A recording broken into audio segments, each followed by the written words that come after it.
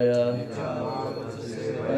Utam Shloka Aktir Bhagavati Nastiki. I regularly hear in the Srimad Bhagavatam and by rendering service unto the pure devotee of the Lord, all that is inauspicious in the heart is destroyed practically as nothing, and thus loving service unto the Supreme Lord is established as an irrevocable fact. Okay. This is Canto 10, Chapter 8, text number 46. Shri Rajavacha Nanda Kim Akaro Brahman Shreya Eva Mahodayam Yashoda Cha Mahabhaga Papo Yasya Stanam Hari Shri Rajavacha Nanda Kim Akara Brahman Shreya Eva Mahodayam Yashoda Cha Mahabhaga Papo Yasya Stanam Hari. Somebody else? Shri Rajavacha Nandaki Makarod Brahman Shreya Mahodayam Yashodacha Mahabhaga Oyasya Stanam Hari.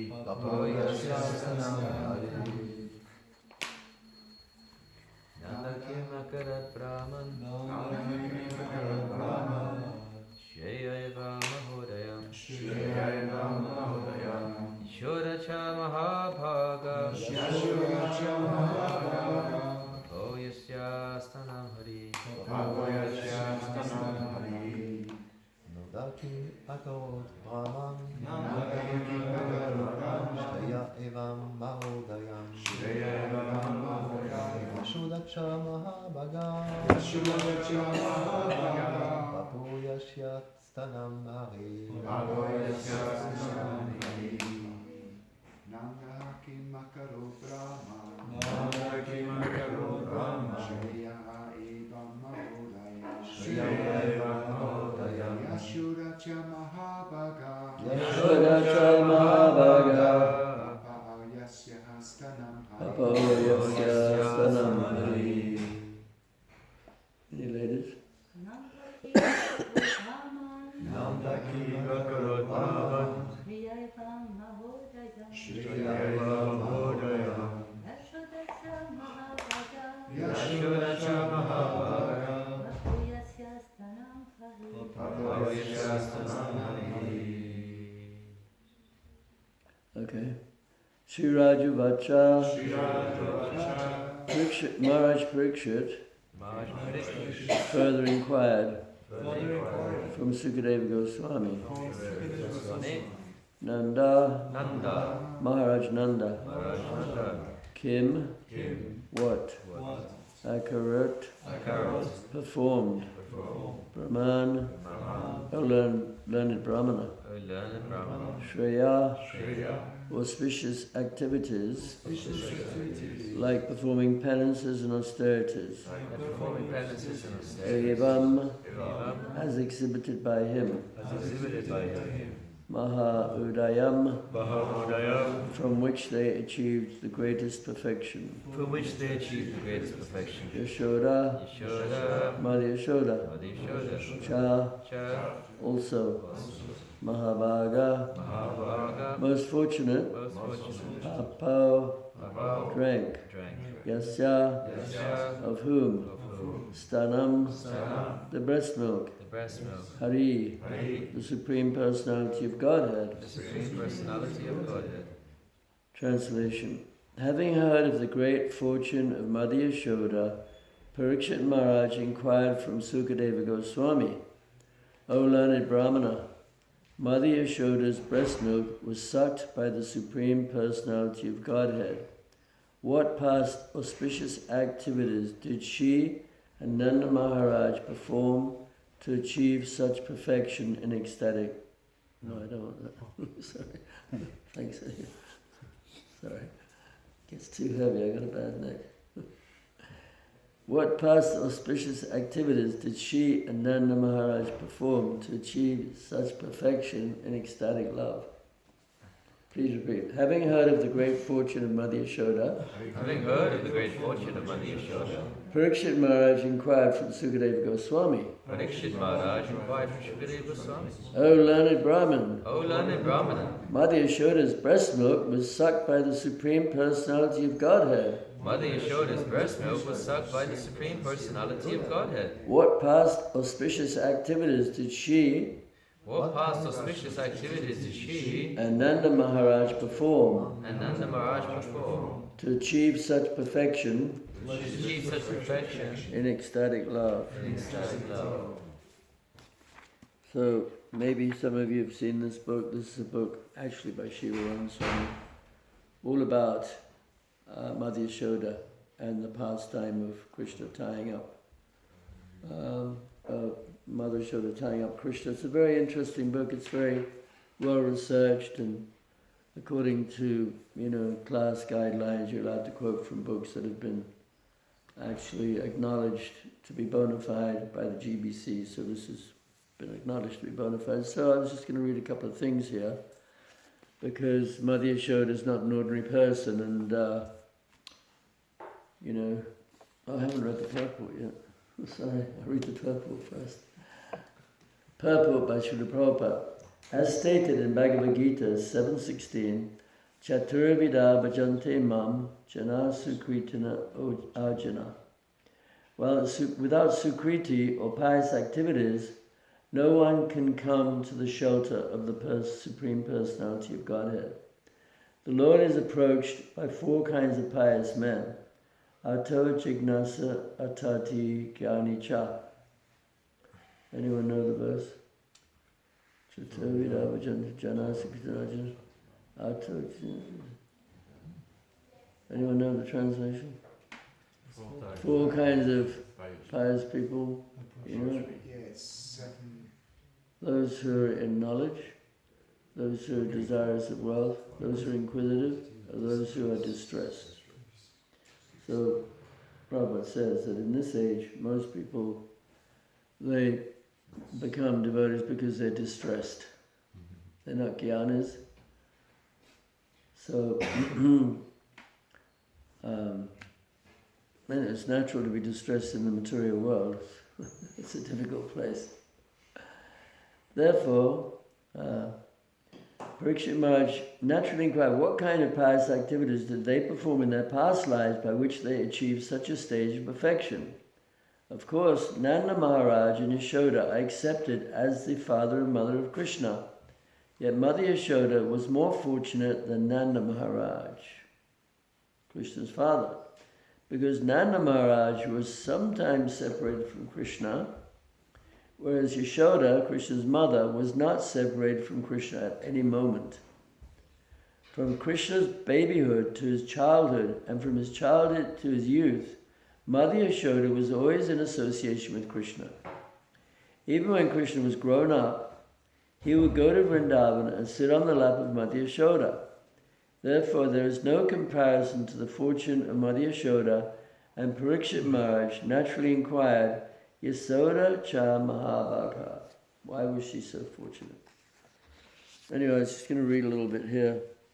Very interesting. When Mother Yashoda said, it's all about eating the dirt. If you have not eaten earth, then open your mouth wide. Submissive Krishna complied.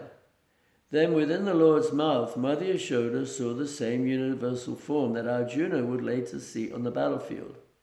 The universe that was simultaneously inside and outside Krishna's form. In addition, Mother Yashoda saw herself and Krishna within the universe in his mouth, and so was witness to both his limited and unlimited natures. Although this vision may not may have been attracted devotees who worship Krishna with reverence, the Shanta Bhaktas, it did not appeal to Yashoda's exalted maternal sentiments.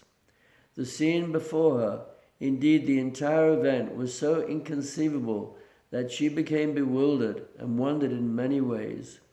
Unable to come to a conclusion as to the real cause of what she was seeing, Mother Yashoda simply surrendered to the Supreme Lord. In her prayers, she reasoned like a materialist who temporarily gives up family and possessions due to a fleeting spiritual impulse. When Krishna sensed that his mother was thinking of renouncing her everything, including him, in the mood of a protected child, he worried, "Then who will nurse me? Who will look after me?" Understanding the Lord's concern, Yogamaya immediately expanded her influence on Mother Yashoda. Just as upon waking, one quickly forgets a dream, Queen Yashoda immediately forgot her philosophical outlook as well as her vision of the universe. Freed of all awareness of the Lord's majesty, her affection unfettered once again, Yashoda lifted Krishna to her lap, hugged him, and lovingly smelled his head. By these acts, her unfathomable love became deeper. In the words of Sukadeva Goswami, Mother Yashoda was feeling increased affection for Krishna. Pravrida Sneha Kalila Hridaya. Unable to contain his admiration for Mother Yashoda, Sukadeva Goswami rose slightly from his seat and leaning forward to Parikshit Maharaj said, Traya Chopanishadischa Sankhya Yogascha Sattvatai Upagiyamanas Mahatmyam Harim Samanyatat Mijam. The glories of the Supreme Personality of God are studied throughout the three Vedas, the Upanishads, the literature of Sankhya Yoga, and other Vaishnava literature. Yet Mother Yashoda considered that the Supreme Person her ordinary child. Anyway, this is a very complete explanation of how Mother Yashoda, why she is who she is, and all about Drona and Dara, and how they partially manifest as Yashoda and Nanda. It's very kind of intricate and complicated, actually. But Shiva Maharaj, he's analyzed it all with references from different scriptures. It's very interesting. Amazing book, actually. All referenced by the great acharyas. So here, what kind of pious activities did they perform in their past lives? So they were eternally Krishna's father and mother, but at the same time they did approach. That's where it gets complicated. That's why you need to read the book, because it's a bit complicated. But the bottom line is that Yashoda was the most fortunate because she was always with Krishna. And so as devotees, we're trying to associate with Krishna. We're trying to develop love of Krishna.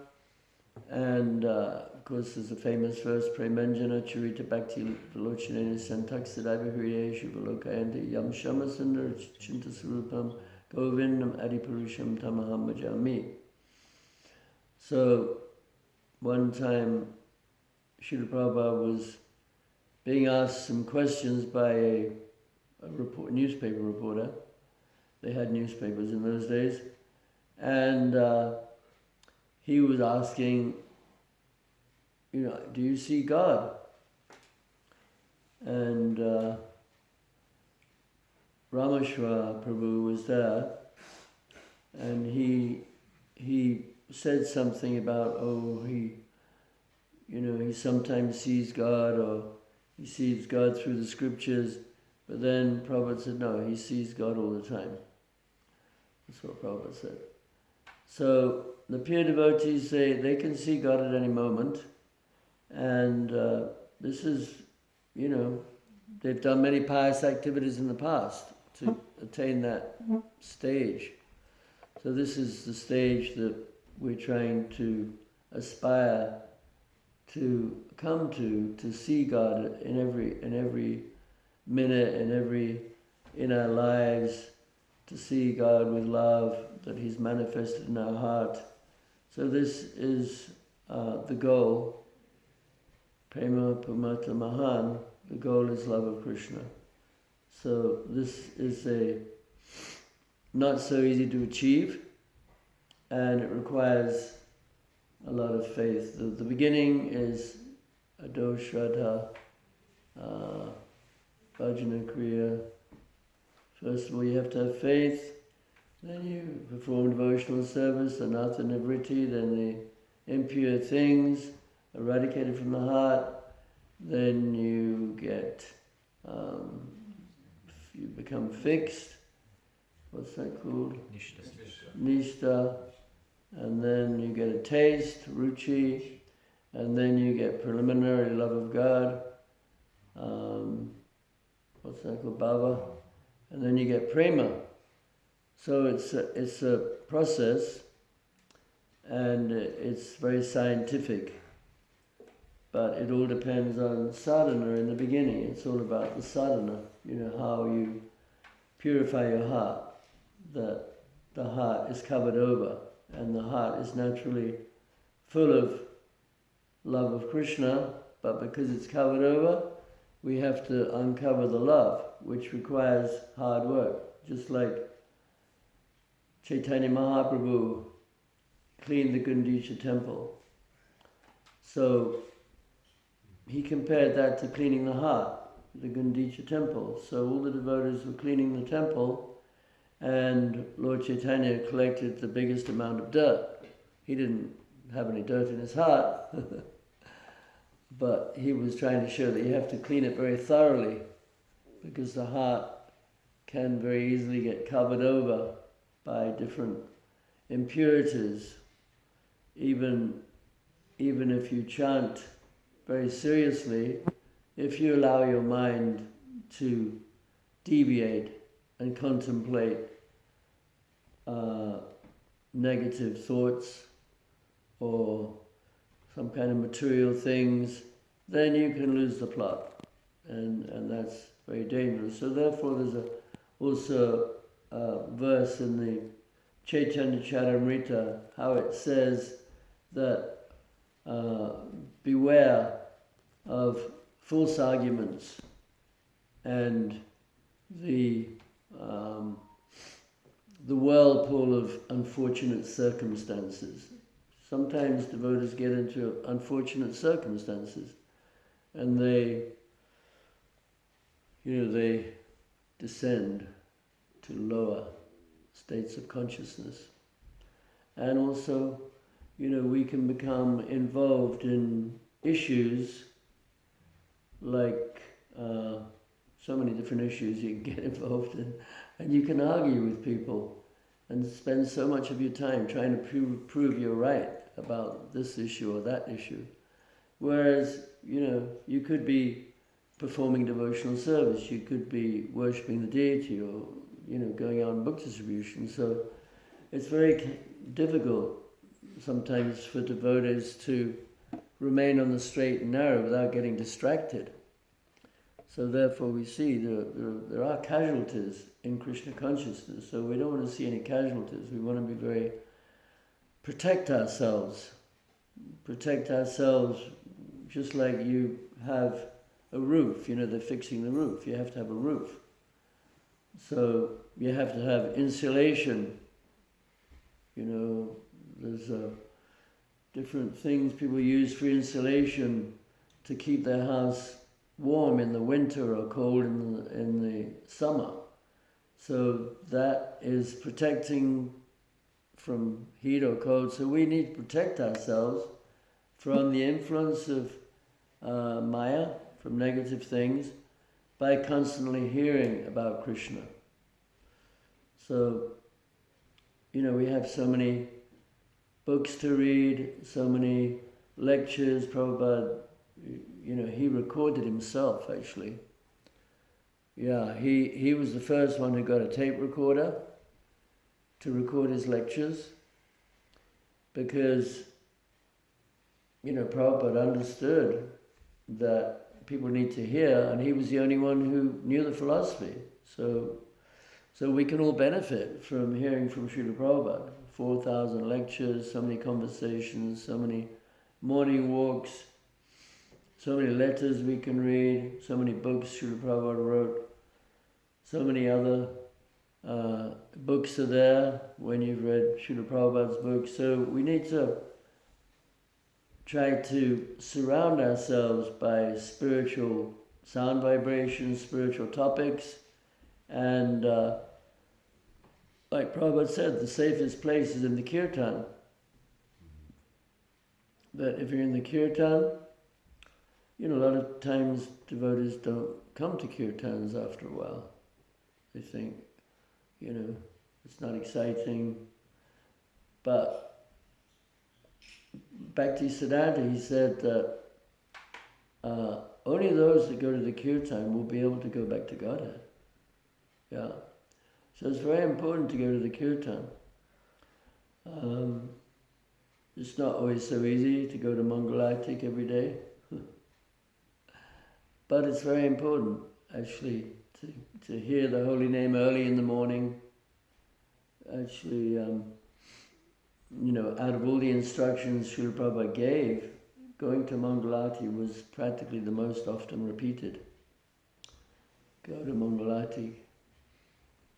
So we have a perfect process to achieve perfection, and so the conditioned soul is in the physical world, but we're not supposed to be here. We're supposed to be with Krishna in the spiritual world, and so therefore Krishna, he comes down to attract us to go back to Godhead. So he says, Yada yada hidamasya glani bhavati bharata abhitan matamasya tadat manusya jamyaham. Whenever and wherever there's a decline in religious principles and predominant rise of irreligion, at that time I descend myself in order to protect the pious, to annihilate the miscreants, as well as to re-establish the principles of religion. I descend in my original form, Sambhavami Yuga Yuga, Yuga after Yuga. So Krishna comes to help us, and so we have to be grateful to Krishna, because Krishna is our only hope. And hearing about Krishna is the most important. Like Srila Prabhupada said, that chanting 16 rounds a day is the most important instructions of the spiritual master. So sometimes it's not so easy to chant 16 rounds a day. No, not for me anyway. Maybe you find it very easy. But it's a little bit of a challenge sometimes. But still, when we make a vow, we should follow the vow. We should be very serious about getting out of the material world. We should realize the problem of, living in this physical world, and we should realize the importance of Srila Prabhupada's movement, ISKCON, because ISKCON, you see, in this world, how many movements are there? There's none of those, actually. Oh, I guess you could say some of the Gaudiya Math missions. But ISKCON, Srila Prabhupada asked us to work together to make ISKCON strong, and that was he was adamant, he was very determined that ISKCON becomes very prominent in society, because ISKCON is actually based on Prabhupada's instructions to flood the world with Krishna consciousness. And we're very lucky to be members of ISKCON, because this movement is giving shelter to so many, is offering so many people the chance to perfect their lives. And you can actually perfect your life. Yes, the verse in the Srimad Bhagavatam, yes, the bhaktir bhagavata kinchana, yes, sarva gunas tatra samaste sihara Harava Bhaktasya Kato Mahatkana Manoratena Sarita Davato Bahi. So, famous verse means that that the devotees have all the good qualities of the demigods. And nobody else has these qualities because they're all on the mental platform. They're all controlled by the mind. So devotees, we are controlled by our intelligence. And where do we get intelligence from? The only intelligence we have is what we get from hearing from Srila Prabhupada, reading the books, and that gives us intelligence. Then we know what to do. We know what not to do. Otherwise, where would we get intelligence from? So that's why Krishna says, as Maharaj quoted, Yasya Shavasya Chaham Shriti Sanavastu Matasmiti Jnanam Abhognam Cha. So by all the Vedas I am to be known. Indeed, I am the companion of the Vedas that know Vedanta. So knowing the Vedas means that we understand what we should do and what we shouldn't do. And therefore the Srimad Bhagavatam is full of examples, analogies and stories of people who made mistakes.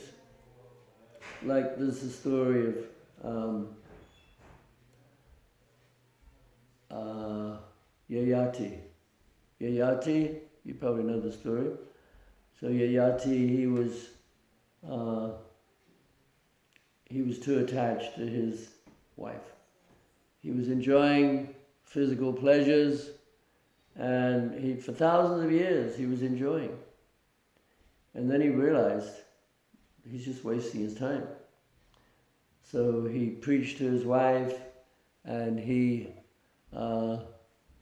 became a pure devotee. Or we have the example of Chitraketu Maharaj, Chitraketu, how it's very easy to commit offences, and when you commit offences you don't really know what the outcome will be. So he didn't really commit a great offence. He just smiled when he saw Lord Shiva embracing his wife in the company of great sages. But because he smiled, he thought, why is Lord Shiva doing that? This is not proper behavior. So then he was cursed. And he had to take birth as a demon. But he didn't mind, he was equipoised. So therefore it said, Swagapavaga Naraka Apultulyata Darshana. How's it go? Those are the last two lines. Yeah, what's the first line? So he said, it said that a devotee is never disturbed in any condition of life, even in the hellish planets. Narayana Paranaksa. You sure that's all? Narayana Paranaksa. So, Nakutasya Bibhyati, Swagapavaga Narakesh Apitulyata Darshana. Yeah, he's got it. So basically, devotees never disturbed, but at the same time, we don't really want to go to get the body of a demon or anything. Although he was happy because he understood that this is my last body, that once Indra kills me, I'll go back to Godhead. He was meditating on going to Vrindavan. So that should be the meditation, that whatever befalls us, we don't know what Krishna's situation will be put into, but our determination should be to go to Vrindavan. But of course, Vrindavan is in the heart. Srila Prabhupada carried Vrindavan in his heart. So therefore he was very attractive, and he was effulgent. People recognized Prabhupada. He was, how many biographies have been written about Srila Prabhupada? So many biographies, so many every year, so many are coming out. And they're just extolling the glories of Srila Prabhupada, how he, was such a magnetic personality, so pure, so beautiful, so effulgent, so selfless, so all good qualities. So he carried Vrindavan in his heart. So we are trying to follow in his footsteps, and he's very kindly given us so many tools to go back to Godhead. So we if we're intelligent, we take advantage, we understand how Prabhupada wanted us to work together. Like he said, that if you take a little matchstick, you can easily break it. But if you take a bundle of them, you can't break them. So when we work together, we have to stick together. We have to take shelter of each other, take association, and Krishna will protect us. So there's a nice verse in where Lord Shiva is instructing the Prachetas. He says, Varam Varnadra Vajram Voyoyam Me Nripasat Sanatana. Can't remember the rest of it. You know that one? He says, I'm very pleased. Lord Narayan, he comes down, he sees that the Prachetas are cooperating very nicely together. He says, I'm very Varam Vinitram Bhadram Vayuyame Ripasanatana. Anyway, now you may ask a benediction from me because you're cooperating very nicely. So that is how we please Srila Prabhupada. Prabhupada said this is a yoga of cooperation. We can't really do anything by ourselves. Just like Prabhupada gave the example of a little screw in a machine. Okay, so if you find a little screw in your drawer, it's got no value, just by itself. But when you put it back in the machine, it's got a place, it's got some value. So similarly with us, we're all totally insignificant, useless by ourselves, at least I am. But when we work together and we cooperate, then collectively we can perform something wonderful.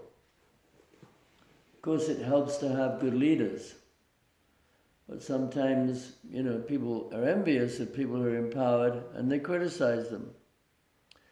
So this is a big problem because then they commit offenses and then they lose their taste for chanting. They leave Krishna consciousness. So, that's the mad elephant offense. We want to avoid that. Where you have to? Okay, you don't have to. Anyway, so actually Bhakti Churmaj gave a good example of how you need leaders, like the star player on the football team. So when, Ronaldo scores a goal, or whatever, mundane topic, so much money he gets. All the teammates are happy. They congratulate him. So when we see somebody who's empowered to spread Krishna consciousness, then, we should be very happy to see that. So devotee's mentality has to be like, he's done something wonderful, let me glorify him. But sometimes we see it's the opposite. He's done something wonderful, he's got some faults, let me criticize him. So we're trying to go back to Godhead. We're trying to get back to our eternal place in the spiritual world. Or at least, for myself, it would be nice to go back to Godhead, but I'm not depending on it. We don't know what's going to happen at the time of death. But I don't really care, because I know that whatever position Krishna puts me in, it's the best thing for me. So I have to come back again. It's not the end of the world. Hopefully I'll be born in ISKCON. in a nice temple, or maybe I'll be born in a place where the temple needs to be revived. Who knows what challenges we have in life. But the thing is that we don't know. We can't say for sure what will happen. Prabhupada said if you chant 16 rounds a day, you go back to Godhead. But Bhaktivinoda Thakur also said, very quickly, if you chant Hare Krishna, you'll be crying tears of ecstasy and you'll feel ecstatic bliss. So sometimes they say things to encourage us.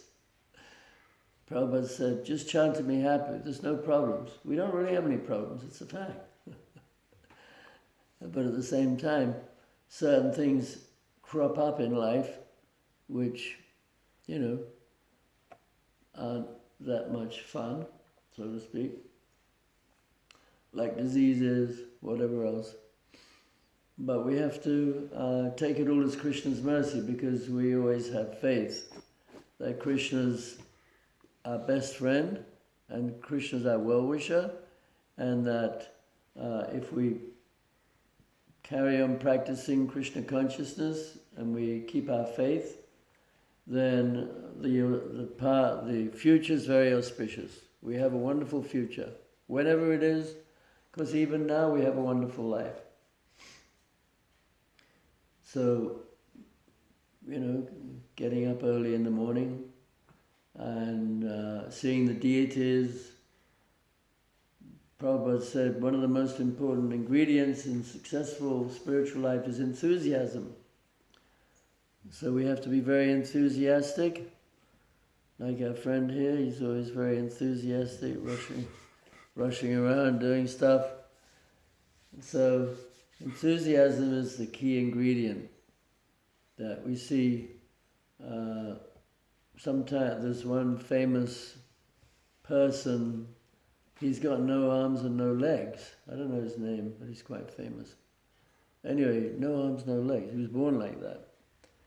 But he's actually,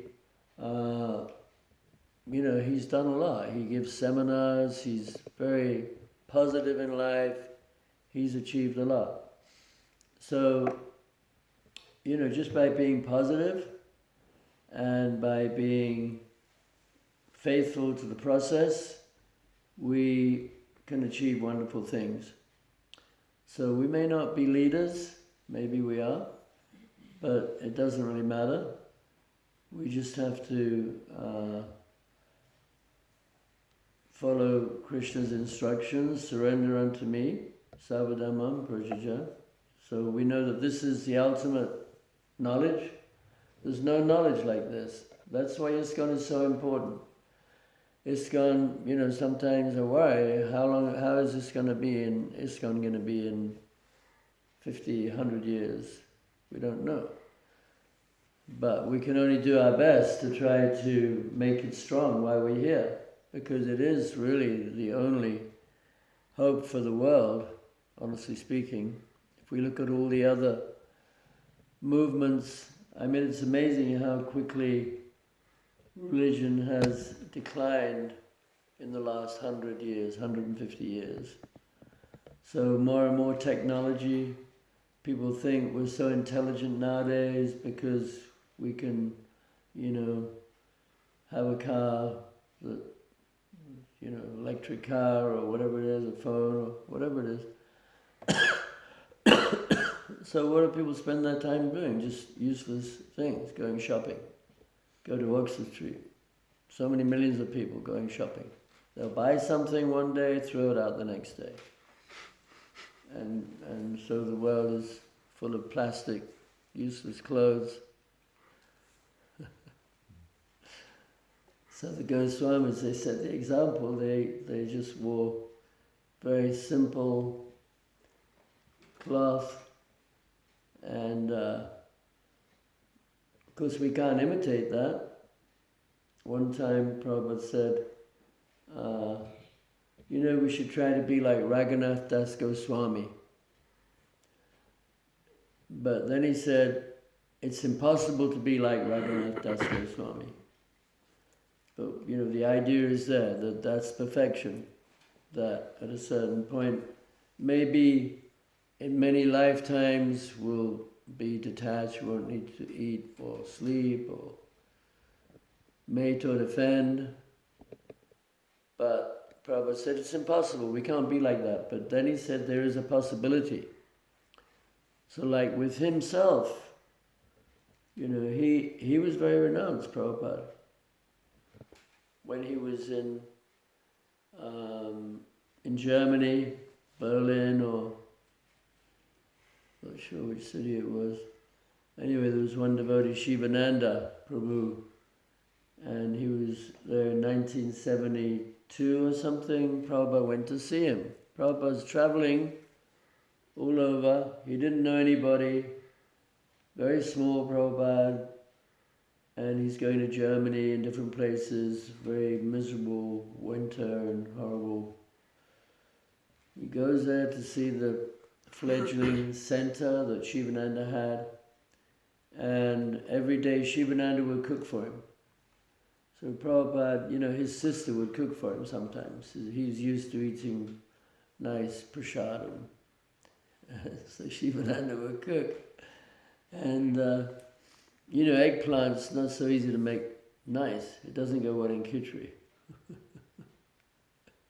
It has to be fried in mustard oil or ghee and cooked properly. So, but Shivananda was offering eggplant every day because that's the only vegetable he could get. So after 3 days, he said to Shivananda, "Can we have something else except for eggplant?" So Shivananda, he's a wonderful devotee, but he's not a cook. And back then he was probably a lot worse. This is back in 1972.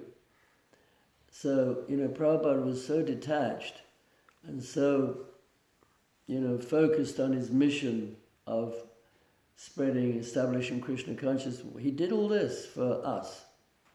He kind of emphasized over and over again that we have to work together and make ISKCON strong. So this was Prabhupada's desire. And so we see that in India, ISKCON is doing very well. So many temples are being opened, like 18 temples just around Delhi, because Prabhupada explained that Delhi was a conglomeration of different little small, there was a word, I can't remember what it was, not a township, but a lot of small towns, villages, and then they became this humongous place, Delhi, which Prabhupada said was the most important city in the Eastern world, Delhi. So he wanted 20 temples in Delhi. So India, Indian people are a little different to Westerners. They're steadier in their spiritual life. But in the West, we have to try to maintain our temples, because you're very lucky you have this beautiful place, but it takes a lot of maintenance, these big buildings. But it's amazing that whoever it is, they're doing a wonderful job. They need support, they need help. And so all over the world, like Soho Street, a very important temple. Shiva Ramaj was saying it wouldn't be good to have it in Regent's Park, because then it would just become a once a week thing. Then you just get Indian people coming on a Sunday.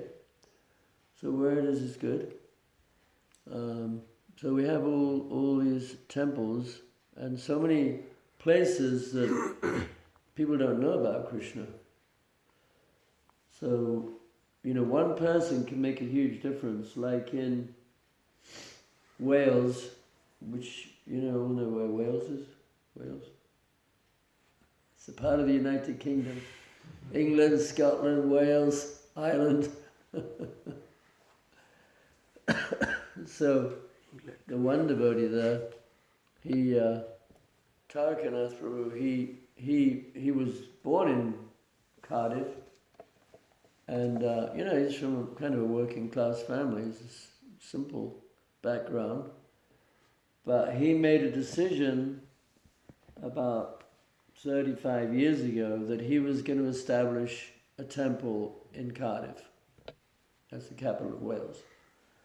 So, he stuck it out, and that's the very important thing, is to stick it out in one place, because you don't really achieve much by traveling around, because some of you have stuck it out a lot better than I have. But Tarakanath, he's stuck it out there, and he's established, they're building they have a historic building they bought, where they're adding a contemporary glass structure, which is costing about £5 million, which is more than euros actually. And he has a whole Sankirtan team. Many people have joined, and the Welsh government gave €1 million to help the project. So a lot can be done if people are determined and they stick it out and they keep preaching. And so ISKCON, we have a long way to go, of course. There's so many places that need temples. Even Birmingham's huge population, there's no temple now. Edinburgh, Glasgow, I don't know about France, Lyon, they have a temple? Probably not. So many places. So there's unlimited amounts of work to do, but we have to follow nicely and work together and get Krishna's blessings. So then we can be an eternal associate of Krishna. We won't become Mother Yashoda or Nanda Maharaj, or we don't know what we'll be, but the trees. When Krishna plays his flute, the trees, they erupt in ecstasy. They haripalate, and the water of the Jamuna becomes frozen, and the waves stand up in ecstasy. Or maybe we'll be a drop of water in the river Jamuna. We don't know what we'll be. But they're all happy. They're all eternally situated in their Swarup. So, Mother Yashoda, she's always Mother Yashoda. Nanda Maharaj is always Nanda Maharaj. But there are options to be a parent of Krishna, which you can study this book, if that's your proclivity. Be one of Krishna's parents. Just imagine having Krishna as your baby. So beautiful. I mean, babies are cute. I just helped a little baby down the steps.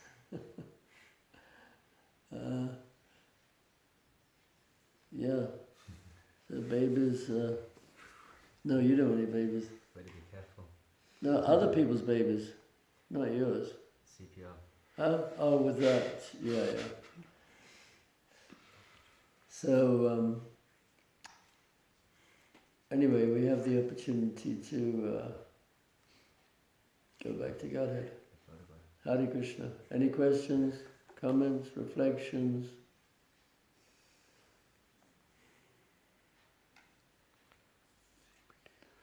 Okay, yeah. And Prabhupada said that Mother Yashoda, she had the opportunity to be with Krishna constantly, Right. even when he was youth and going to Vrindavan. Yeah.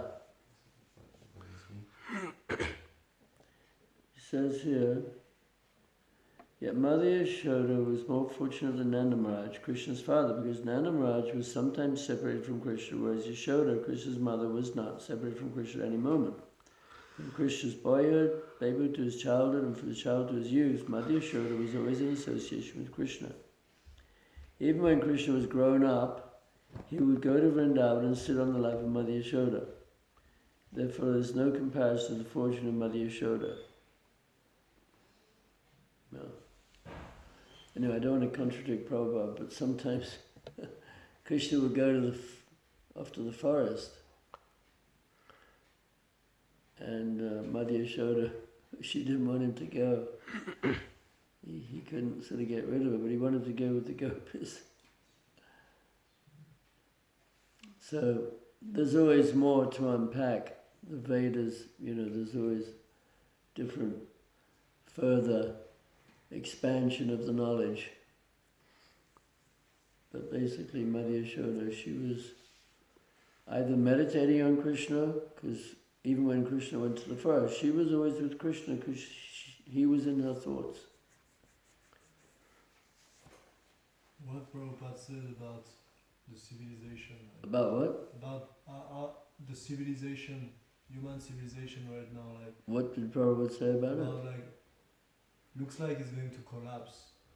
Yeah. And so It's been looking like that for a long time. Next week. so, We don't know when it's going to collapse. did Prabhupada say, for example, that then people in great distress, they will be interested into Krishna consciousness? Yeah. He said, when people suffer a lot, when there's no food, because if there's a war, for instance, there's a doomsday clock. Do you know what a doomsday clock is? Countdown. Anyone know? Yeah. So doomsday clock is a clock which the scientists conjured up, which tells you how long civilization has to last.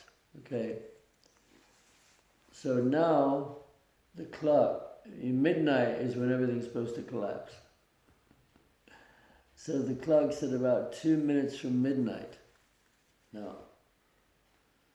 Because, with the atomic wars and the pollution and everything else, it's all very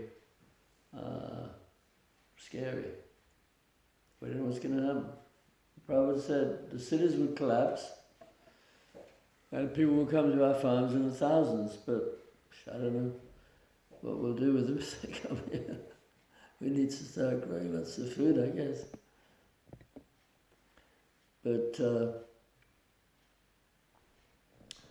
we don't know what's going to happen. Who knows?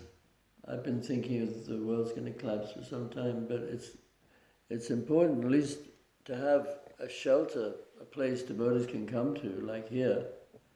If the worst came to the worst, a lot of devotees could live on the land, and you got lots of nice trees, you could build some shelters here. You have to protect the cows, because people will come after the cows to kill the cows and eat the flesh. At least you're not in America where everybody's got guns. America. So everyone has guns there. It's terrible.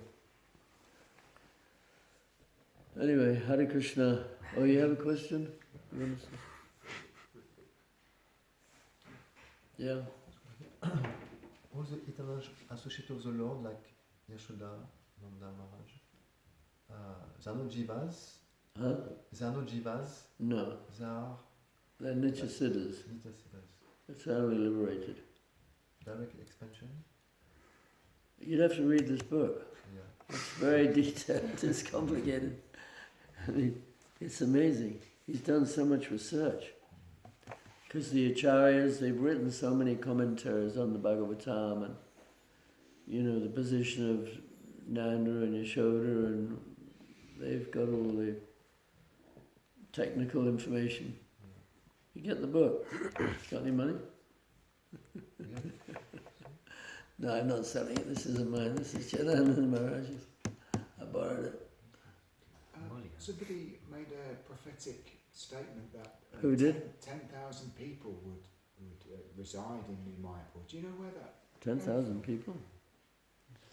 Never heard that Was it one. Prabhupada? Prabhupada said thousands of people. No, I don't know if that's true. I've never read that. Have you? You would know. You would know. He said,